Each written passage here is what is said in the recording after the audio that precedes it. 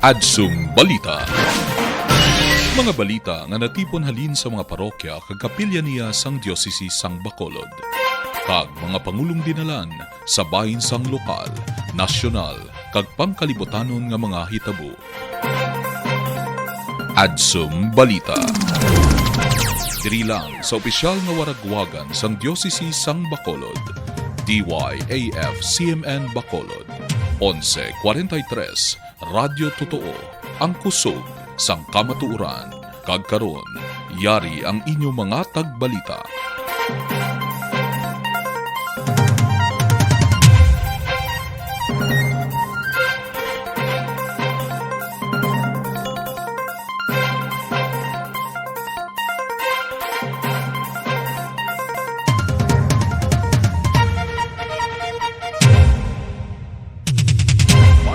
Isang Bacolod, may aga sa tanan nato nga tagpalamati. Enero 25, 2021, Lunes nga adlaw kag ini ang Adsum Balita. Ako si Father Roy Christian Isalgon. Kag ako naman si Julie Gonzalez. Kagyari na nga itong mga nagabagang nga mga balita. Adsum Balita.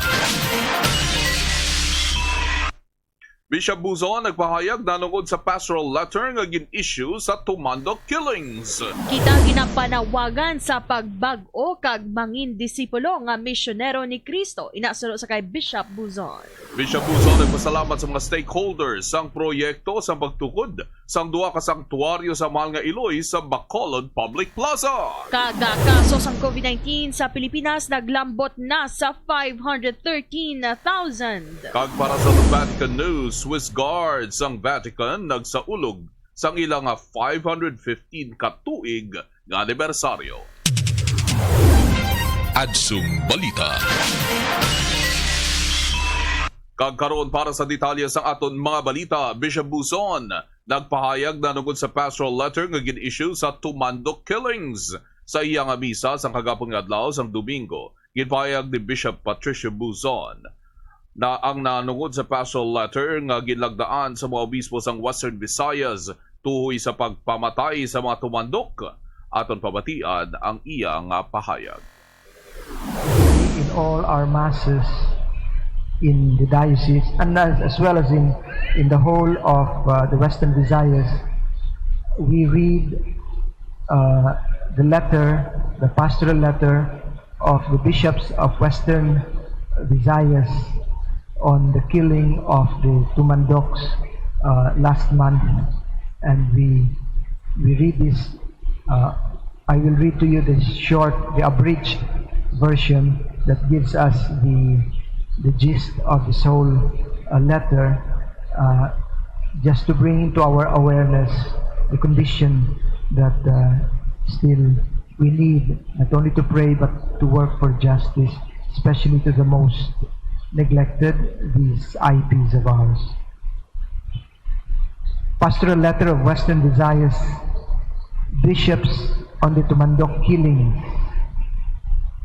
The joys and the hopes, the grief and anxieties, especially of those who are poor or in any way affected or in any way afflicted. These are our joys and hopes, the griefs and anxieties of the followers of Christ.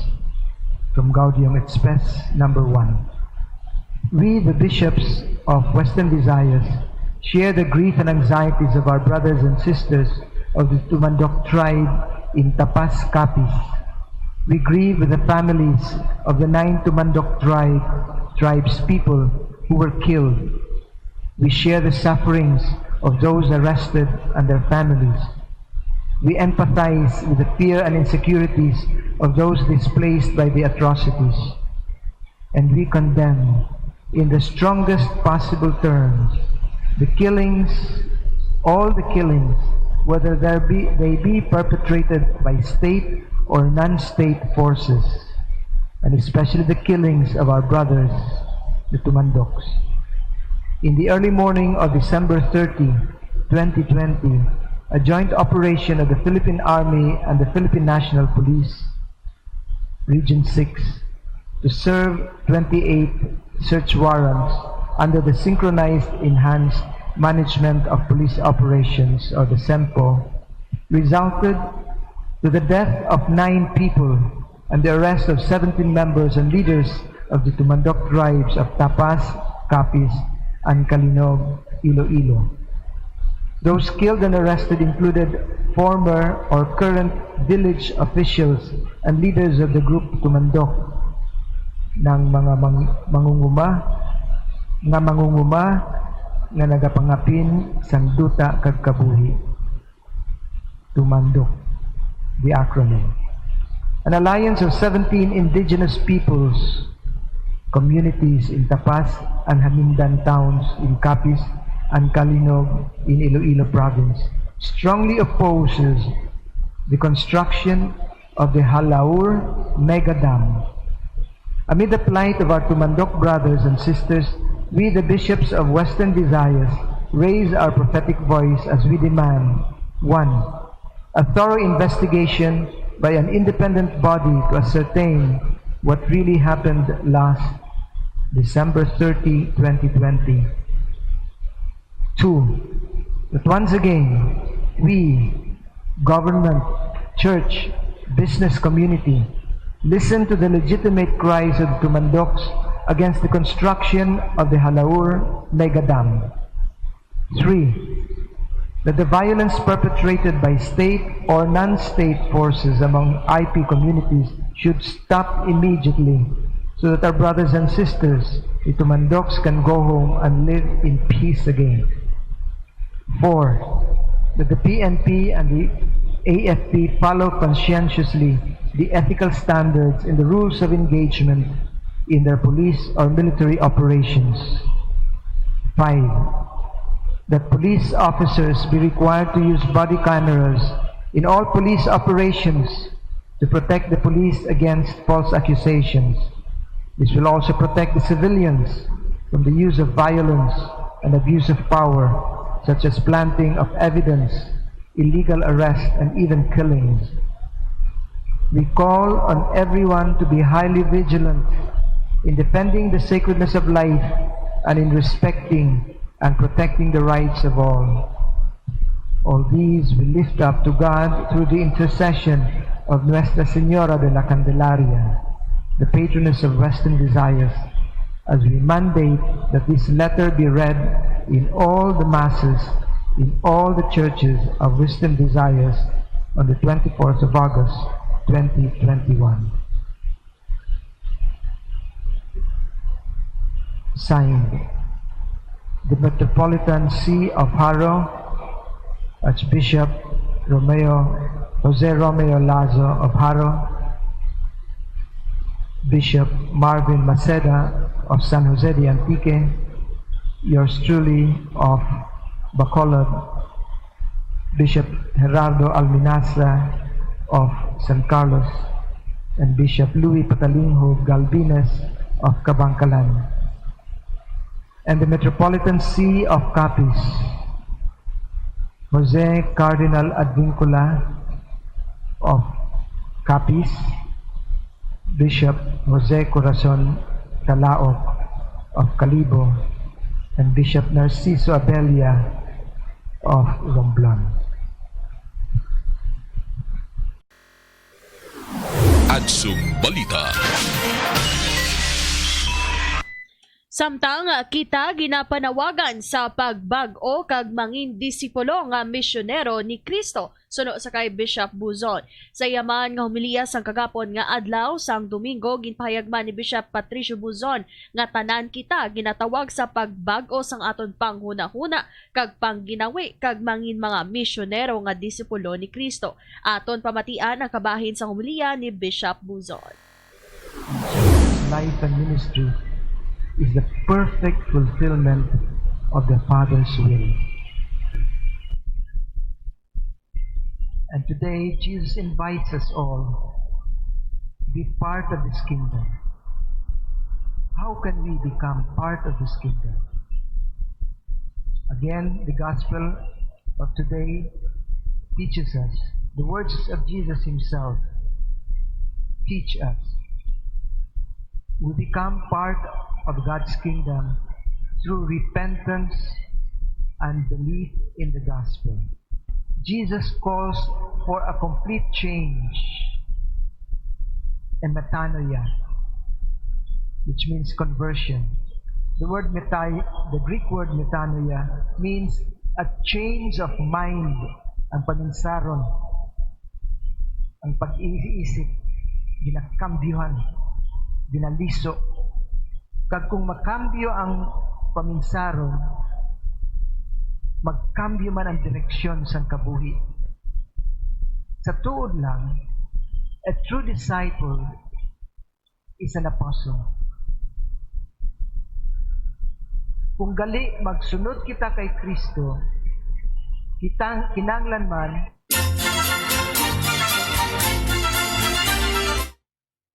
follow me. I will make you fishers of men. Katahong, kay gali, ining pagsunod kay Kristo, pagbato naton. Das 8:14 na kag sa atong pagbalik, Bishop Buzon nagpasalamat sa mga stakeholders ng proyekto sa pagtukod sang duha ka sanktuaryo sa mahal nga Iloy sa Bacolod Plaza. Padayon ang pagbantay sa mga balita diri lamang sa Adsum Balita.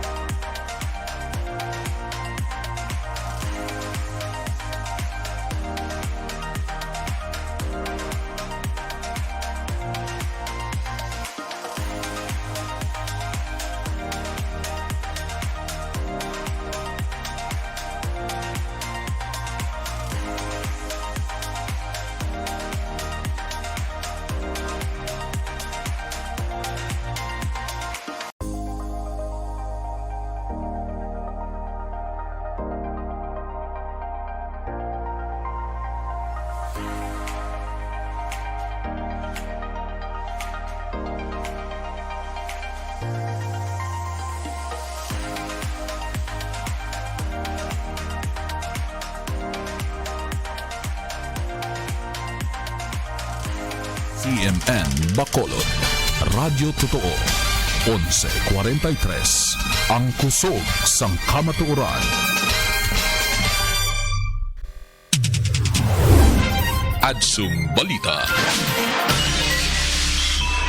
Pabalik sa atong balitan, Adsum Balita, ang aton oras sa dahil sa Bacolod, alas 8:18 na.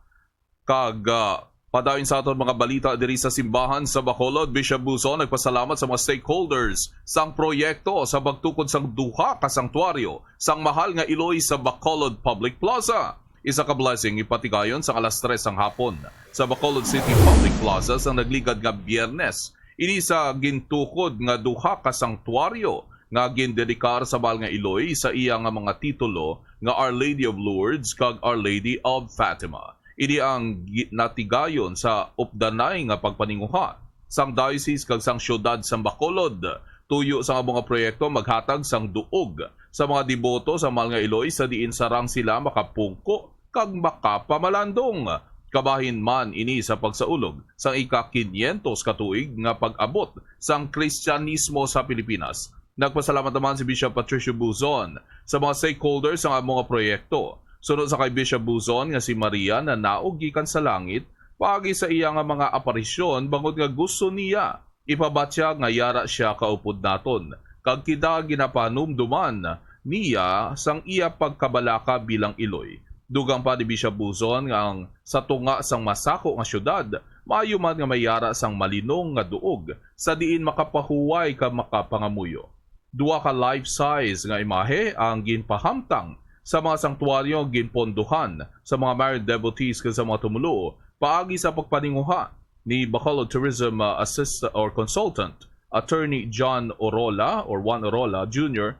ang mga imahe nga gidihon ni Rodolfo Gatinaw nga taga Barrio Vito sa Sagay. Atong pamatian na pahayag ni Attorney Orola. I thought that this place needs really a renovation. And the public plaza, since we were still kids, had been playing around in this area. And we thought that for years and years that passed, there should be a continuing development, that it must be a wholesome environment. So therefore, I thought of this as the Sen City Administrator and the Mayor and I discussed that there is an opportunity to renovate the public plaza. Now is the time because the mayor was able to get support also from the national funds and also from Senator Miguel Subiri also for the lights and also for the construction is from the office of the President Rodrigo Duterte. So now I thought that there were two icons in the area, Our Lady of Lourdes and Our Lady of Fatima. I myself been a recipient of all the miracles that God has given me. The most important miracle that has happened today because for the past days it's been raining. This morning it rained, and they said a myth, but it's not a myth of bringing eggs to the Carmelite sisters really worked. Because ever since, every time I would see any dark clouds hovering over the place, and I would always pray to the Blessed Virgin, the Carmelite sisters, it's blown up. So that's why today is another miracle. And thank you that you give us this opportunity with the Diocese of Bacolod. You know, the public plaza is divided into two. A certain portion belongs, majority of this will be 2/3 of this belongs to the city of Bacolod, and 1/3 belongs to the Diocese of Bacolod. So the icons that here earlier are located in the area which is owned by the city of Bacolod. So there are many people who would stay there at daytime, at nighttime, and it's not appropriate for them to be staying there at a certain night, and therefore it has, I thought that there should be a wholesome place where the Blessed Virgin Mary will be properly venerated and respected. And I believe that to relocate it to the right place would be the ideal solution. I invite everyone to spend an hour or a minute or a second or just stop over and pray. If you have the time to pray the Holy Rosary, please do so. Samtang ang renovasyon naman sa public plaza ang ikomisyon ni Mayor Evilio Leonardia ang magnangin alagyan man sang pagpili sang duog kag pagtukod sang sanktuaryo Ang lokasyon na ginpili na day Mayor Leonardia kag Father Greg Neri ang property managers ng diocese sa propiedad nga nag-iyan sang diocese ngayara sa idalom sang pagdumala sang syudad pagi sa usufruct agreement sa diocese sang Bacolod. Ato naman pamatian ang pahayag ni Mayor Leonardia. Well, even if there's such a thing they call the separation of church and state, it doesn't mean that the church and state cannot work together. So this is a classic example where we see the church and state working together.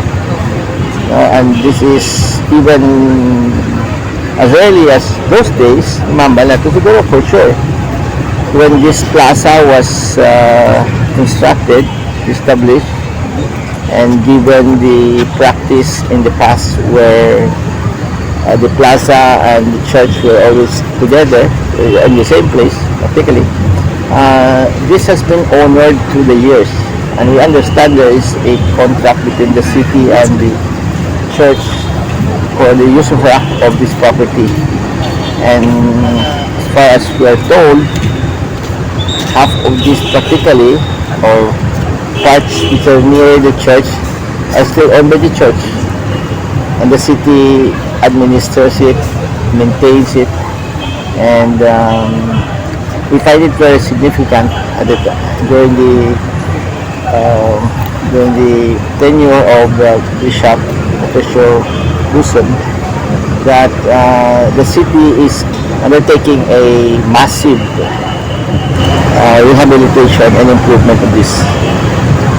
In fact, it is a 23 million project funded by the national government through the Department of Budget and Management. We got this as a grant from the national government, so we're pouring the whole amount here.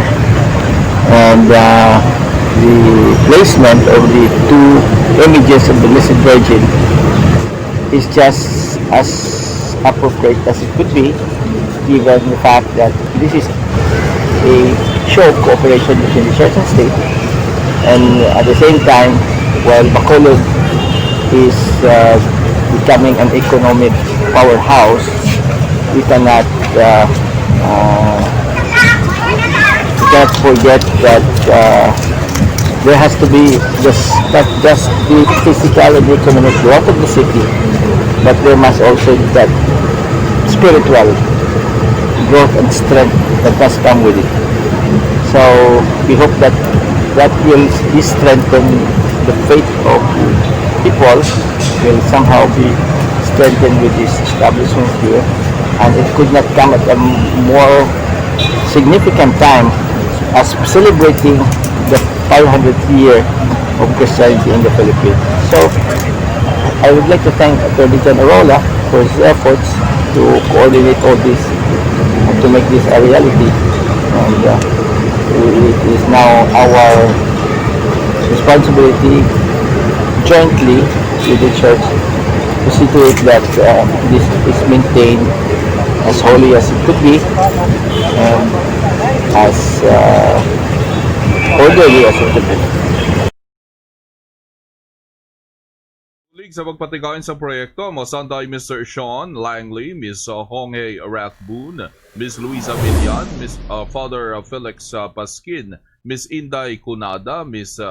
Zenia Tata Esteban, Ms. Lina Lim and Nati Mabayag, Mr. and Mrs. Bill and Annabel Bismer, Ms. Sally Orola Kaderamen, Ms. Celia Orola Sek or Check, Mr. and Mrs. Alfonso and Fanny Balenya, kag Ms. Julian Marie Torello. Adsum Balita.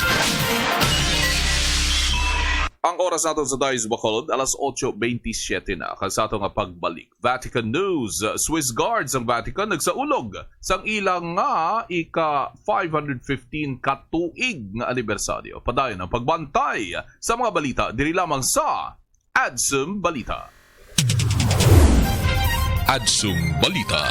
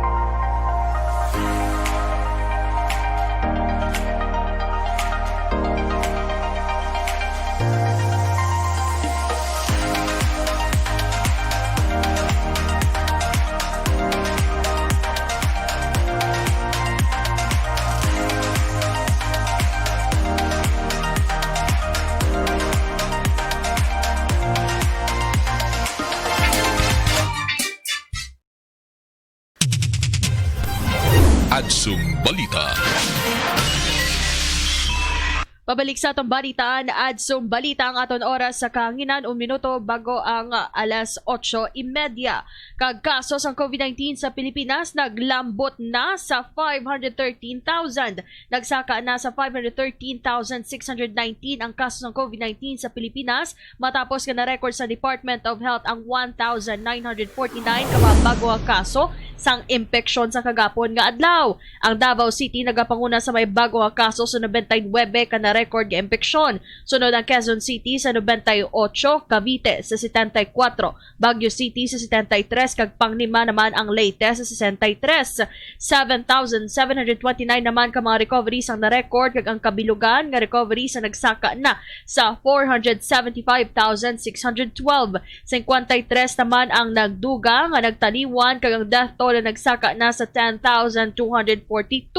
Ang Pilipinas sa karon mayara sang 27,765 ka mga aktibo nga kaso sa COVID-19. Samtang sunod naman sa kay Health Undersecretary Maria Rosario Vergeri, gaginatun-an karon sa Department of Health ang rekomendasyon sa pagdigwat sa mga age groups nga magapahanugutan sa pagwa sa inapulian sa tion sang pandemic. Ginrekomendar man sa DOH kag sang Interagency Task Force sa COVID-19 nga pag-istriktuhan ang mga protocol sa Cordillera Administrative Region samtang tuyo sang Mountain Province nga magpaidalom sa lockdown bangod sa bag-o nga strain sang coronavirus. Adsum Balita. Latest balita alin sa Roma, yari na ang Adsum Vatican News. Balita sang pangkalibutanon nga simbahan. News from Rome. Vatican News.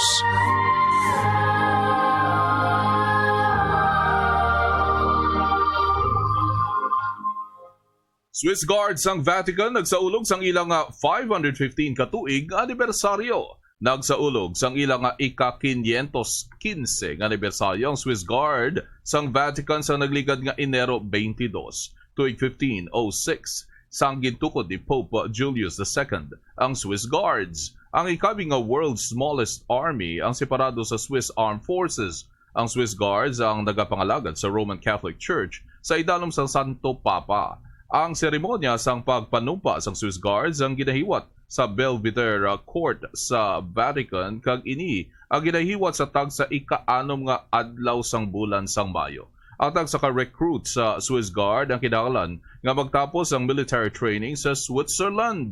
Ini ang ginsundan sa 5 ka semana nga induction training sa Roma. Kag dugang pagid nga paghana sa mga hinangiban nga ginagamit sa atong ika-16 nga siglo. Kung matapos na ang training, magapanumpa na sila bilang kabahin sang Swiss Guards. Kaupos ang Pontifical Gendarmerie ukod ang police ukod na security force ng Vatican, ang Swiss Guards ang may buluhaton sa pagprotekta sa Santo Papa sa sulod kag sagwa sang Vatican. Kalakip man sa responsibilidad sang Swiss Guard ang pag-upod sa Santo Papa kung maglibot siya sa katawhan. Balita sang pangkalibutanon nga simbahan. News from Rome. Vatican News.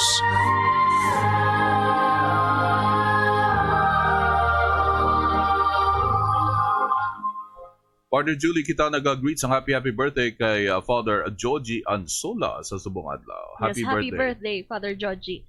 Kag subong man aton gidlubos ginapasalamatan ang aton mga media partners kapatayon nagasuporta sa aton nga pagwaragwag diri sa DYAF-CMN Bacolod 1143 kHz kay Miss Norma Hechanova sa Salmos Gowns, sa kay Virginia Varona of the Mother Butler Guild Diocese of Bacolod, kag kay Miss Nenita de la Cruz Tanagras and family, kag kay Ma'am Ramya Dayon and family. Madamo gid nga salamat. Kag i-greet ko lang si Tita Gingging nga nagbakal gid sang radyo. Kag subong nakatutok na sa may hinigaran nga kuha gid signal kag klaro gid. Maraming salamat sa tanan nga nag-upod sa aton. Kag amuyad to mga balita nga natipon sang bilog nga puwersa sang DYAF CMN Bacolod 1143 kHz sa inyo nga mga radyo para sa sining adlaw Enero 25, 2021. Lunes. Ideologan, Father Roy Christian Isogo. Kakita na naman kita sa buwas nga adlaw sa pagdulong sa inyo sa nagapangunang mga balita diri sa Diocese sang Bacolod. Ako si Julie Gonzalez. Serbisyo nga masaligan, Dios ang atong dalagpan. Ini ang Adsum Balita. Adsum Balita.